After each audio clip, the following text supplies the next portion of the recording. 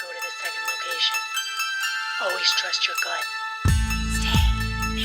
Hello, my name is Chrissy Champagne. You are listening to Residue, a true crime podcast dedicated to keeping you paranoid. Residue is not just another true crime podcast, but a necessary tool for those who want to understand the dangers lurking in the real world. Residue is created, hosted, edited, researched, and produced by me, Chrissy Champagne. And before we get started with today's episode, I just wanted to be a little cringe. I wanted to be a little gin blossomy for you guys and remind you that anywhere you go, you should follow me now. I'm so sorry. No, that's stuck in your head and you're not going to forget to follow me. Thank you. And while you guys are at it, you can follow me on Instagram at Residue Podcast, TikTok at Residue a True Crime Podcast, or Chrissy Champagne Retro Residue, where we'll discuss some Gen X, 80s nostalgia type of shit. Or you can follow me on Facebook at Residue a True Crime Podcast. And do not forget to leave a 5-star review. Oh my God, I've gotten some amazing 5-star reviews lately. I swear to God, they make my entire day, my entire year. You guys rule. Thank you so much. And before we get started, remember, as always, listener discretion is advised. Simeonette Sissy Mapes was born on September 25th, 1982 in Albuquerque, New Mexico. But her roots never stayed in one place for long. As the daughter of a U.S. Air Force member, her childhood was marked by constant moves from New Mexico to Staten Island, then to Florida, and back again to Brooklyn. And despite the turbulence of relocation, Simonette thrived. She graduated from Fort Hamilton High School and later earned both her bachelor's and master's degree in education from the College of Staten Island. It wasn't just a career choice that Simonette chose. This was her calling. She poured herself into her work at the School for Classics in Brooklyn, where she taught history. Her classroom was a sanctuary for kids growing up amid violence and instability. She started a girls' leadership club and founded the Fairy Godmothers Project, giving prom dresses to students who couldn't afford them. She even paid for graduation caps and gowns out of her own pocket. Simonette was a Disney girl, and she believed in magic. And she didn't just believe in it, she wanted to make it real for everyone around her. In 2009, Simonette settled in New Springville and married Jonathan Crupi, a fellow teacher she had helped get hired at her school. To the outside world, they were the perfect couple. Two educators, they were both passionate about helping the youth. They shared annual summer trips to Disney World, and they dreamed of starting a family. Her family loved him. Simonette's mother, Teresa, would often tell people, "I couldn't buy a better son-in-law."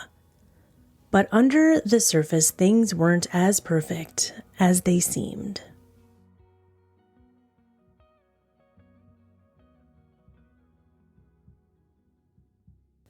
July 5th, 2012, this is just days before the couple's 5th wedding anniversary. It's around 2:30 p.m. and a panicked Jonathan Crupi called 911. Jonathan is freaking out outside of his condo. His neighbors can see him. He's got his cell phone. He's screaming, "I just came home. My wife is dead. Oh my God. I think my house was robbed." And when police arrived at the Staten Island condo, they found Simonette face down in a pool of her own blood. She had been brutally, excessively stabbed. There were no bullet holes. There were no shell casings on the scene. There were drawers ransacked. There were clothes everywhere. It was pure chaos. The officers on scene notice that nothing is stolen from the apartment. Something just doesn't seem right. The only thing that seemed odd was that the sliding glass door was left ajar. There was no forced entry. All the valuables were still there, cash, jewelry, Simonette's engagement ring. Everything remained untouched. It didn't look like a robbery. It just looked like a mess. And then the murder scene looked like rage, just a rage killing. Arriving on scene, first things first, detectives want to talk to Jonathan, and he tells them that he left the condo at 7:30 a.m. because it's only a few days before their anniversary, so he wanted to get out, run some errands. He wanted to pick up some Broadway tickets as a surprise for a romantic night for the two. He says when he left, he first went to the school where the couple both teach, and they decided that for this summer they were going to start teaching some summer classes to pick up some extra money. So Jonathan went to the school to grab some books that the two of them would need. Next thing he did, he went and got his car inspected. Then he stopped at a sneaker store because Jonathan was one of those guys that sold really expensive, pricey designer sneakers on the internet. So he had this side business and he had sneakers that would go for like $1K, $2K a piece. So he stops at the sneaker store. Then finally he wants to make a quick trip to Home Depot because Simonette had been wanting to paint their bathroom, and he thought, what a nice gesture for our anniversary. I'll go pick up some paint and then the two of us can have a nice little side project this summer. But he texted her because he didn't really know what color paint she wanted, and she never texted back. So by the time he pulled into the Home Depot parking lot, he just reversed, left, and went back home. He never went inside of the store. And detectives are, of course, going to check out every single one of those alibis, and surveillance backed up his timeline. Everything seemed to check out. I mean, there was footage from the school, there was a time-stamped receipt from the inspection, and there was some footage from the sneaker shop. But, Jonathan never went into Home Depot, so they didn't even need footage from there, so seems good. But, just because this timeline is checking out, Jonathan's acting a little strange, and there were some other things that were kind of throwing off the vibe, like the fact that if this was an attempted robbery, then why are all of Jonathan's designer sneakers still in the house? I mean, that man was selling $3,000 sneakers. He had piles of them in his home. Nothing was taken. And then there was the fact that detectives said that Jonathan was just acting numb.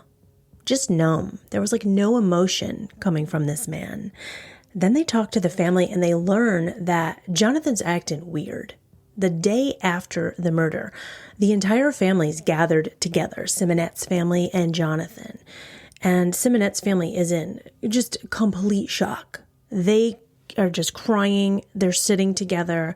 They are just grieving with each other, and they say that Jonathan walks in the room and just says, "When are we eating?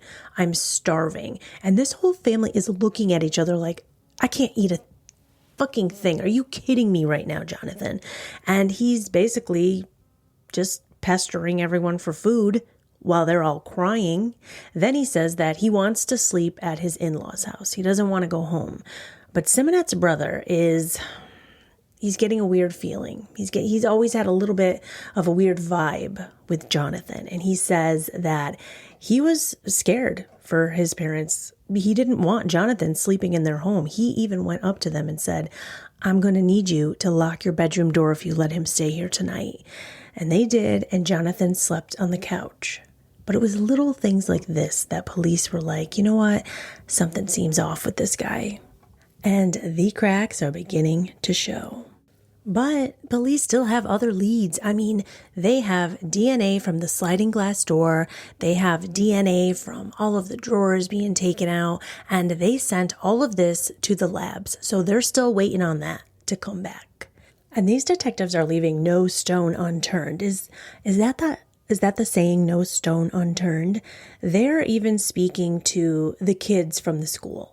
And they're finding out some really strange information that There was a day about a week before Simonette was murdered that her and Jonathan were leaving the school, and they just so happened to get caught in the crossfires of a gang shooting.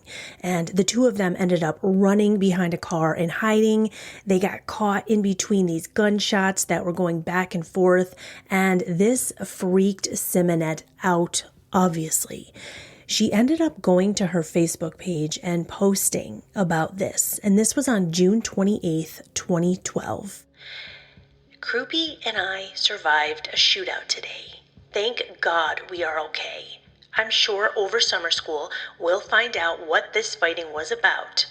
The Cypress Hill projects are no joke. To all the wannabe gangsters of Staten Island who say they are from Brooklyn but really aren't, you should be grateful for what you have. You should stop trying to live a lifestyle that you will never understand.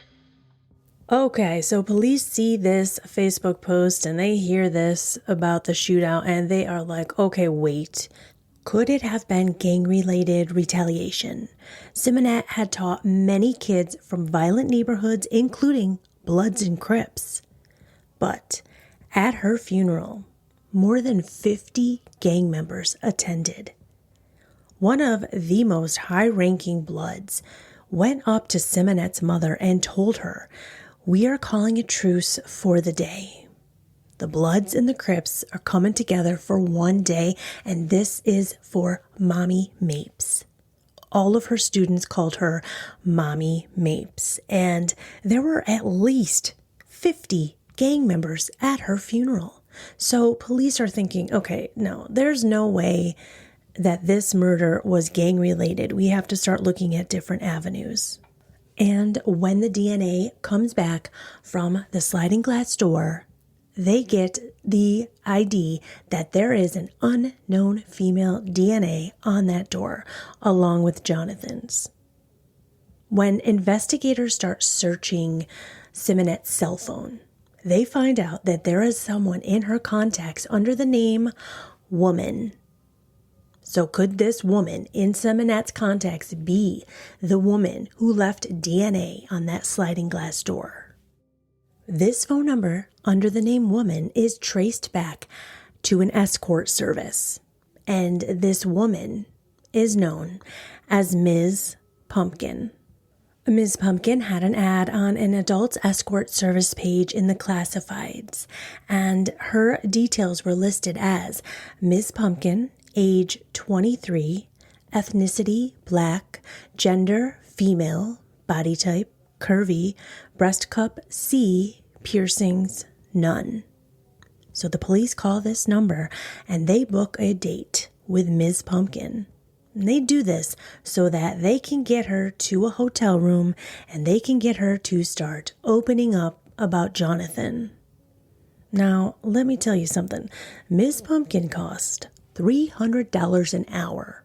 So detectives call her. She comes over thinking that this is just a date with a John at a hotel. And when detectives get her into the room, they start questioning her. And, she doesn't want to talk at first, but listen, Ms. Pumpkin is there for prostitution and she knows that this is illegal. So detectives give her an ultimatum. It's either you talk or you go down to the jailhouse. So Ms. Pumpkin starts talking. And at first she's like, listen, I don't know who Simonette is. I've never even heard that name.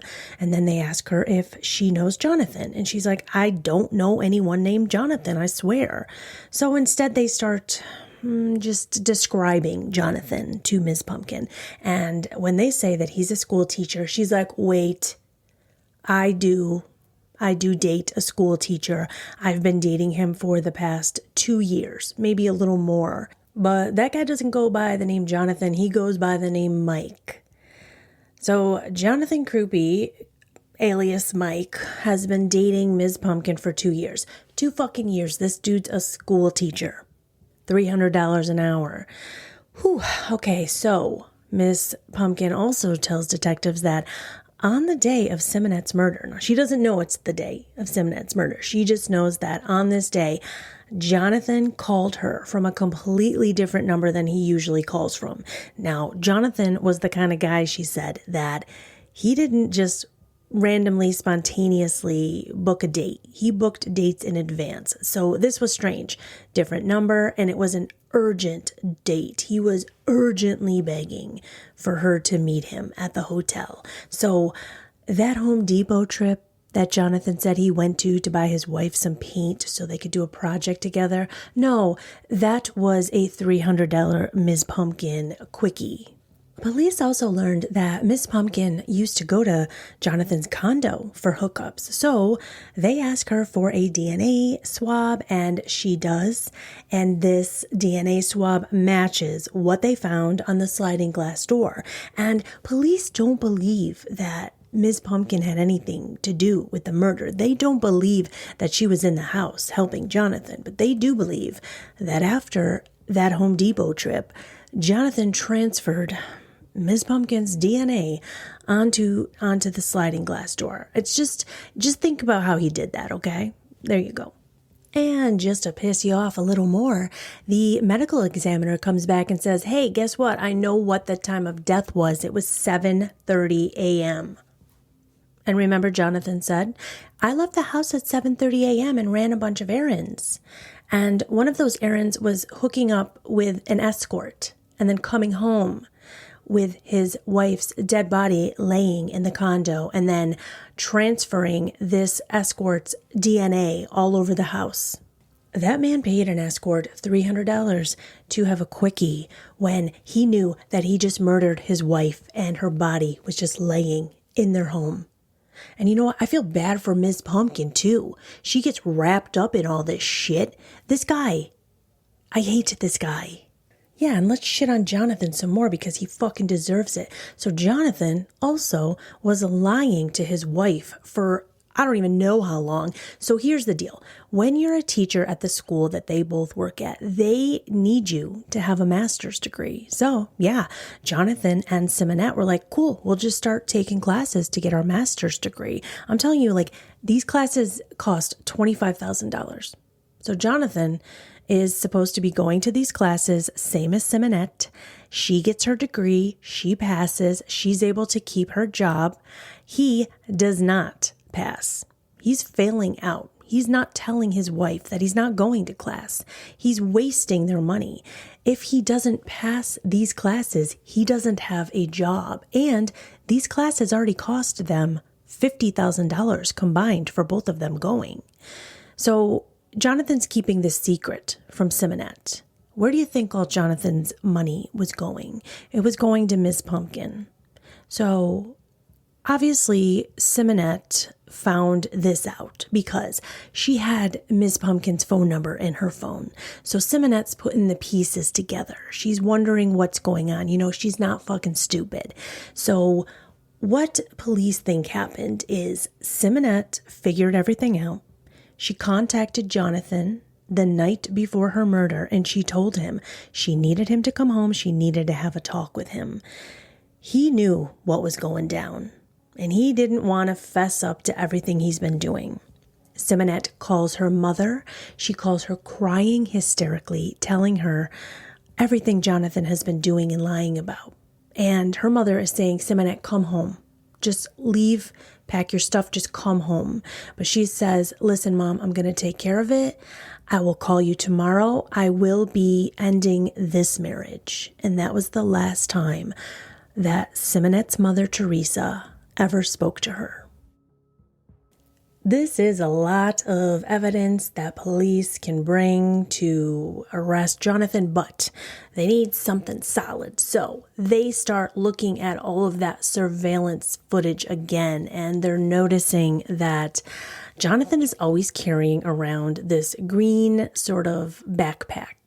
And he had it in the school surveillance. He had it at the inspection place. He had it at the sneaker place. And then they think, oh my God, you know what? I actually saw that green bag at the house. So they go back to the crime scene and they're looking around and they notice that his green book bag is in this closet that's like all the way in the back of the house. And it's behind a door. Okay, and now this might seem insignificant, but if Jonathan arrived home after doing all these errands with the green backpack on, That would have meant that he walked back into the house, saw his wife's dead body covered in blood. He would have had to step over his wife's dead body to get into that room to place the book bag in the closet. Nobody would do that. And you know who would do that? Somebody who already murdered their wife before they left to go run these fake errands that were going to be caught on surveillance camera. So police go back to the condo, they recover the green bag, and inside they find a laptop. It's Jonathan's laptop. Oh, and guess what that laptop is full of? That is right, you guessed it, porn, escort ads. That's it. That man spent his entire life looking at porn and looking up escorts. Oh, wait. When he wasn't doing that, he was searching things such as how to slit a throat, how to break a neck, how to clean a crime scene. But just calm down because Jonathan had an answer for police. And this might be my favorite defense ever. So Jonathan, he's a teacher. He was actually teaching Shakespeare to his class, and he was teaching Macbeth. And he needed to know how to break a neck and how to clean a crime scene, because you can't really teach kids about Shakespeare unless you really know the backstory, how to do things like break a neck and clean a crime scene. How did he even think of that? On November 13th, 2012, Jonathan Crupi is arrested and charged with the murder of Simeonette Mapes. During his trial, Jonathan Crupi's lawyers just kept pushing the robbery theory and saying that the medical examiner got the time of death wrong. He did not do this. They kept saying that the police aren't looking for the real killer. They are still out there. But obviously the evidence said otherwise, and Ms. Pumpkin even took the stand. They said that Ms. Pumpkin was articulate, calm, confident, and she just dismantled his entire alibi. The jury took less than 2 hours to come back and say, Jonathan Crupi is guilty and sentenced to 25 years to life. It was concluded that Jonathan likely killed Simonette in her fit of rage after she confronted him with questions about his behavior. Today, in 2025, Jonathan Crupi is 43 years old and he remains incarcerated at the maximum security Clinton Correctional Facility in Dannemora, New York. And if you've listened to Residue from the beginning, you know that he is in there with John Jamelski. And I just wanted to add in that I found an article about the fact that Jonathan Crupi had a dating profile while he was in jail. Now, this was about a couple of years ago. I don't know if he still has the dating profile, but Teresa Mapes, Simonette's mother, spoke with NBC4, and she told them that Jonathan had a dating profile and that on it he wrote, "No baby mama drama." And Teresa said it was just the way that he wrote that, like it was an attack on the family. That's how it felt to the family. Like he hasn't done enough. He has to dig into them even more by writing Jonathan Crupi, single, no baby mama drama. What a dick. As I'm about to record the end of this episode, it just started pouring. Like rain is just pelting the windows, and I don't know, maybe it's me, but sometimes I feel like, maybe Simonette's listening and she's here with me. And to end this episode, I wanted to say that Simonette was this fairy goddess type of woman. She believed in angels and dreams and goodness, and she was a light in dark places, in her classroom, in her community, in her family. Simonette was a light, and her mother said it best. She said she was an amazing soul. She was a giver, a dreamer. And I have to say that Simonette deserved her fairy tale ending.